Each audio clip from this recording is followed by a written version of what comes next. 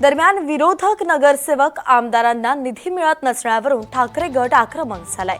जनतेच्या तिजोरीचा पैसा आहे, कुणाच्या बापाचा नाही असा टोला संजय राऊतांनी लगावला।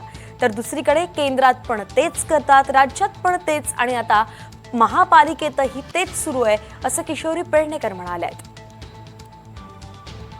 खासदार असतील, आमदार असतील, नगरसेवक असतील, विरोधी पक्षाचे सुद्धा नगरसेवक निवडून आलेले आहेत। लक्षात घ्या, विरोधी पक्षाचे आमदार निवडून आलेले आहेत, ते टपकलेले नाहीत आकाशातून। खासदार निवडून आलेले आहेत आणि हा जनतेच्या तिजोरीतला पैसा हा तुमच्या पिताश्रींच्या खिशातला पैसा नाही। मी वारंवार सांगतोय 25-25 लाखाची काय तुम्ही आम्हाला का बिदागी देताय का?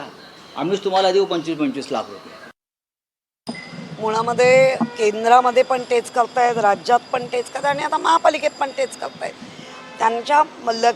त्यांच्या स्वतःच्या फक्त हम करायचा कायदा आहे आणि सगळ्या नगरसेवकांना 25 लाख, MIMला मात्र 8 नगरसेवकांना खूप फंड दिला आहे। तुम्हाला पुस्तकात दिसेल, मी म्हणते म्हणून नाही। आणि ज्या पद्धतीने तुम्ही केंद्रात पण मुसलमानांचा राग करतात, राज्यात करतायत, आता महापालिकेत करतायत, बाहेर फंडांची खैरात करतात त्यांच्यावर। आणि जे फंडांची खैरात करून जिथे विकासाच्या कामाचं बोललं पाहिजे तिथे यांचं राजकारण आहे।